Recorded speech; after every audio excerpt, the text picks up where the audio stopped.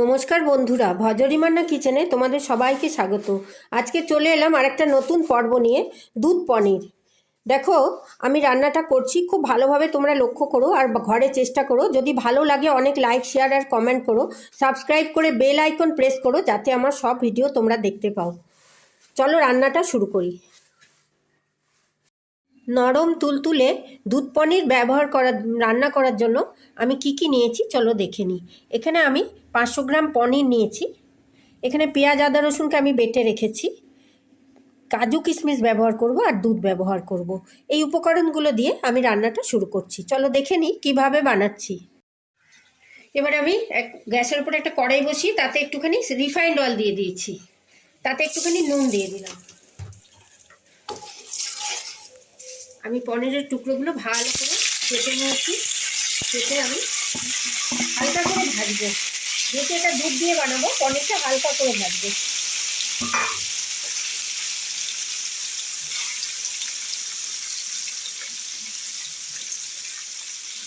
একটু ভাজা ভাজা হলেই উল্টে দেবো। এই দেখো আমি একটু উল্টে দিলাম, একটু লাল লাল হচ্ছে। এই পর্যায়ে আমি এগুলোকে আর বেশি ভাজবো না, তাহলে এর মধ্যে মশলা ঢুকবে না। আমি এগুলোকে এবার তুলে নিচ্ছি। আমি পনিরগুলো তুলে নিয়েছি। এবার ওই তেলের মধ্যে একটু শুকনো লঙ্কা দিয়ে দিলাম, একটু তেজপাতা দিয়ে দিলাম, একটু গোটা জিরে দিয়ে দিচ্ছি। এই মশলাটা ফোড়নটা যখন ভাজা হলো, এখানে আমি পেঁয়াজ, আদা, রসুন একসঙ্গে বেটে রেখেছি। তোমরা যদি এটা নিরামিষ করতে চাও পেঁয়াজ রসুনটা দিও না, শুধু আদা দিও। আমি নিরামিষ করছি না বলে পেঁয়াজ, আদা, রসুন একসঙ্গে বেটে রেখেছি। একটু এই রান্নাটা একটু তেলটা বেশি লাগে, দেখো তেলটা ছাড়বে আস্তে আস্তে। এটা একটু ভাজা ভাজা হোক। এ দেখো আমার পেঁয়াজ, আদা, রসুনটা অনেকটা কষা হয়ে গেল। 2 মিনিটে ভালো করে কষে নিয়েছি, তেল ছাড়ছে। এইবার আমি এর মধ্যে দিয়ে দিচ্ছি একটু জিরের গুঁড়ো,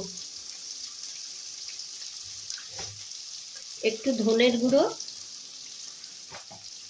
একটু কাশ্মীরি মির্চ দিয়ে দিলাম, আর দিয়ে দিলাম অল্প একটু হলুদ দেব। বেশি হলুদ এটা ব্যবহার করবো না।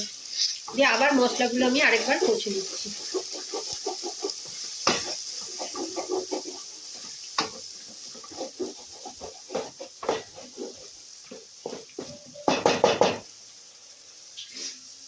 মশলাটা খুব সুন্দর ভাজা হয়ে গেছে, একটা সুন্দর গন্ধ আসছে।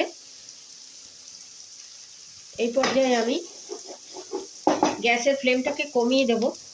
দিয়ে এর মধ্যে একটুখানি দুধ ব্যবহার করছি, দুধ দিয়ে দিলাম। দুধের সঙ্গে মশলাটা এবার আমি ভালো করে মিশিয়ে নিচ্ছি। দেখো দুধ দিয়ে দিলাম আর গ্যাসের ফ্লেমটাকে আমি বাড়িয়ে দিলাম। এবার এটা কিছুক্ষণ ফুটবে মশলার সঙ্গে। দেখো খুব সুন্দরভাবে এটা ফুটে উঠেছে, দেখতেও খুব সুন্দর, গন্ধটাও খুব সুন্দর বেরোচ্ছে। দুধের মধ্যে মশলাগুলো খুব ভালোভাবে ফুটে উঠলো। এ দেখো খুব ভালো করে মিশে গেছে মশলাটা। এই পর্যায়ে আমি ভেজে রাখা পনিরের টুকরোগুলো দুধ আর মশলার মধ্যে দিয়ে দিচ্ছি, যাতে পনিরগুলো একটু নরম হয়ে যায়।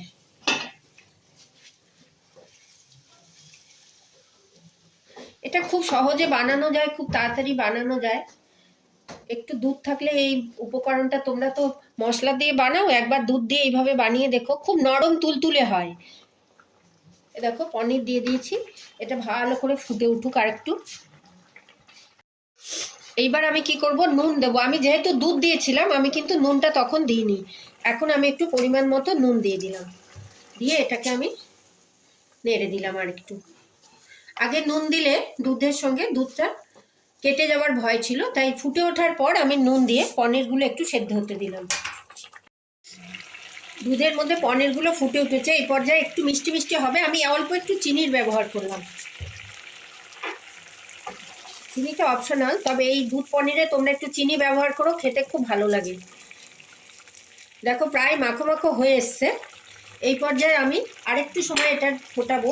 আমি একটু ঘি দিয়ে দিলাম,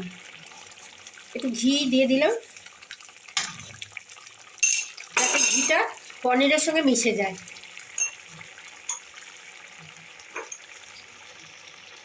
আর একটু গরম মশলার গুঁড়ো দিয়ে দিলাম।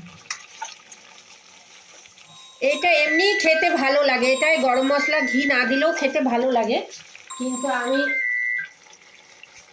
আমি একটু গরম মশলা আর ঘি দিলাম, ভালো লাগবে খেতে। দেখো এটা ফুটছে, আর একটু মাখো মাখো হবে। এই দেখো আমার দুধ পনির রেডি টু সার্ভ, মাখো মাখো হয়েছে। এটা স্ট্যান্ডিং টাইমে কিছুক্ষণ রাখলে এটা আরও মাখো মাখো হবে, ওই জন্য আমি গ্যাসের ফ্লেমটা এখন বন্ধ করে দিয়ে 10 মিনিট স্ট্যান্ডিং টাইমে রাখবো, দিয়ে এটা আমি ঢেলে নিচ্ছি। এই দেখো আমার পনিরের প্রিপারেশনটা রেডি টু সার্ভ, আমি ঢেলে নিলাম। আর কাজু কিশমিশ দিয়ে একটু সাজিয়ে দিলাম, কাজু কিশমিশটা আগে দিলে গলে যেত, তাই আমি ওপর থেকে দিলাম। এবার আমি এটা ঢাকা দিয়ে দিলে গরমেই ওটা সেদ্ধ হয়ে যাবে। দেখো আমার দুধ পনির রেডি টু সার্ভ। তোমরাও এটা ঘরে ট্রাই করো, আর গরম পরোটা বা লুচি দিয়ে খেয়ে দেখো, অনবদ্য স্বাদ হয়। সবাই খুব ভালো থেকো, সুস্থ থেকো, ধন্যবাদ।